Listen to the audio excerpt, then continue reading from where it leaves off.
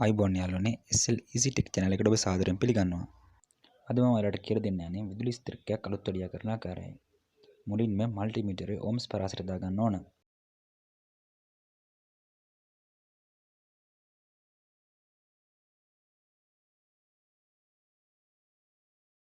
මේ ආකාරයට අපි මල්ටිමීටරේ චෙක් කරගමු වැඩිද කියලා. ලැප්ටොප් එකට අපි මේ විදිහට තියලා බලනවා. ඔබට පේනවා ඇති මල්ටිමීටර අගයන් පෙන්වන්නේ නැහැ. ඒ කියන්නේ මේකේ දෝෂයක් තියෙනවා.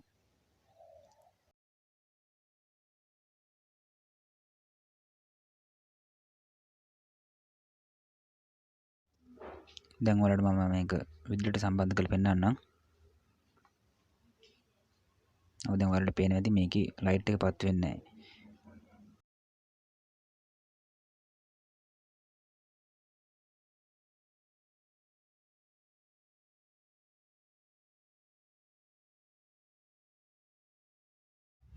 දැන් අපි මේකේ කොටස් ටික ගලවලා දෝෂය කොතනද තියෙන්නේ කියලා හොයාගමු.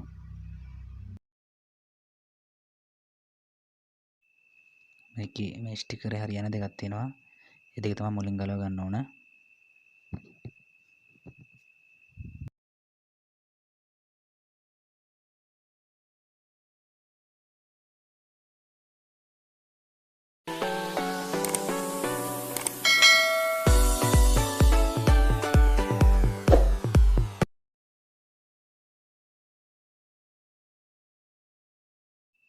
මෙතන මේ එන දෙක ගලවන්න රැට් එකක් භාවිත කරන්න ඕන. ගොඩක් ඒ වගේ තියෙන්නේ මේකේ කොටස් තුනකට තමයි බෙදලා තියෙන්නේ යන. මේකට තියෙන ටූල් එක නැති නිසා අපි ප්ලැට් එක භාවිත කරලා මේ යන දෙක ගලව ගන්න තමයි ආකාරයට.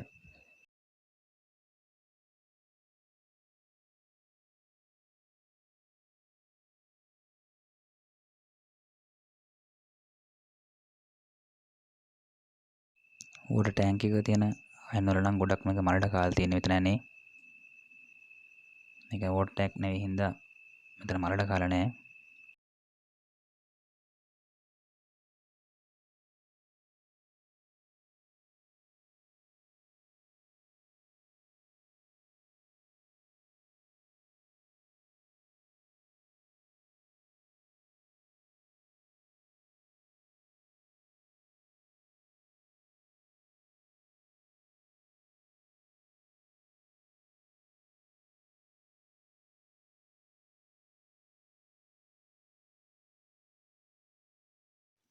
මේක ගලවලා චුට්ටක් පරස්සම ගලවන්න ඕන. මෙතන තියෙනවා පොසිලොන් රවුම් තුනක් මේ යන යටින් ඊට ප්ලේට් එකට සම්බන්ධ වෙලා ඒ කෑලි කුඩු වෙලා යන්න පුළුවන්. ඒකින්ද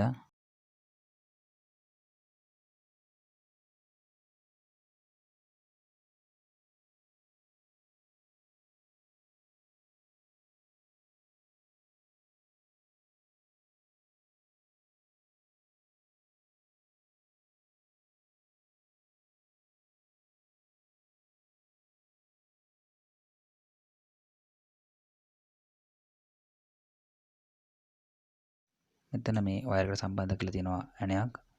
ඒකෙන් දාස් කරගත්තාම සප්ලයි වයර් එක දාස් කරගන්න පුළුවන්.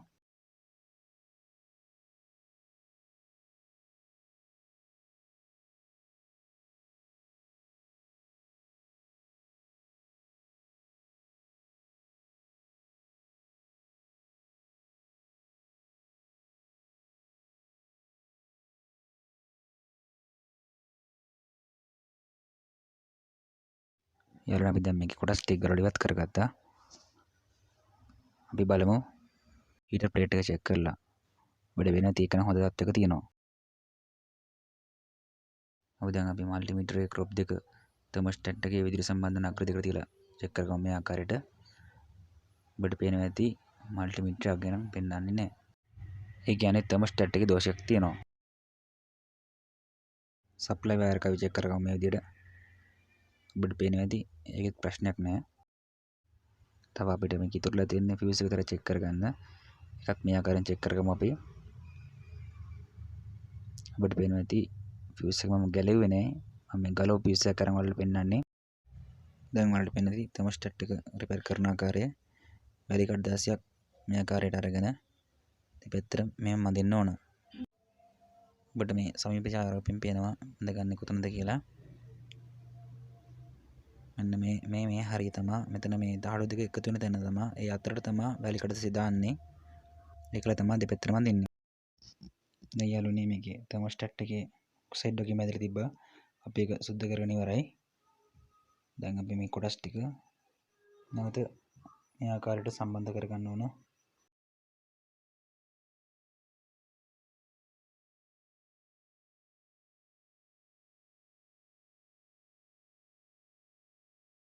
මේ පෝසිලින් රවුම් තුන හරියට සම්බන්ධ වෙන්න ඕන. නැත්නම් හිටේ ප්ලේට් එක වෙනස් නැති වෙනවා. මේක දාන ඉඳලා උෂ්ණත්වයත් හැන්ඩල් එක පැත්තට ගමන් කිරීම අඩු වෙනවා.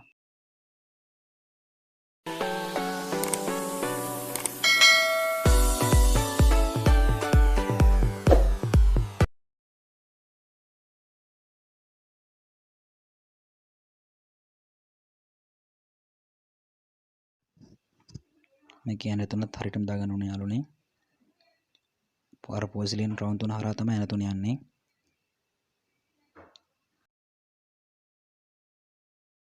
මෙම කොටස් ටික දාන එකෙන් මේකෙන් ඒ කියන්නේ හැන්ඩල් එක පැත්තට එන උෂ්ණත්වය අඩු වෙනවා.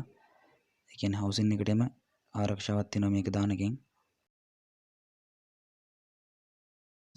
දැන් අපි මේකේ හවුසින් කොටස සම්බන්ධ කරගමු.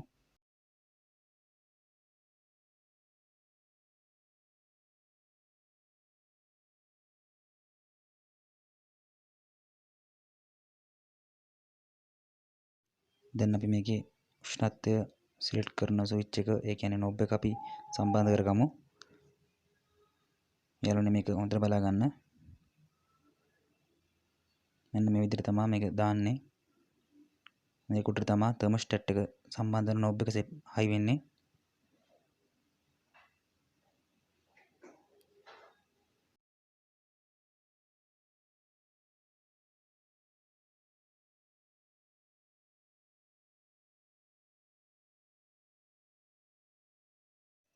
දැන් අපි මේකේ ලයිට් එක සම්බන්ධ කරගන්න යන්නේ.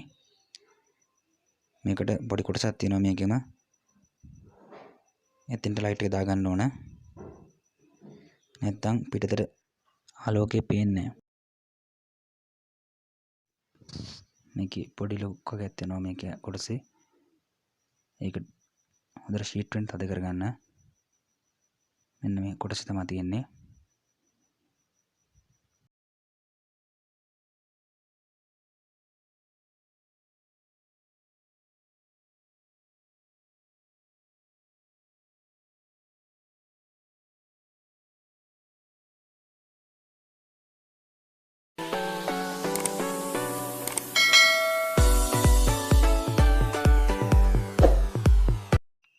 දැන් මේක විදුලියට සම්බන්ධ කරගන්නවා.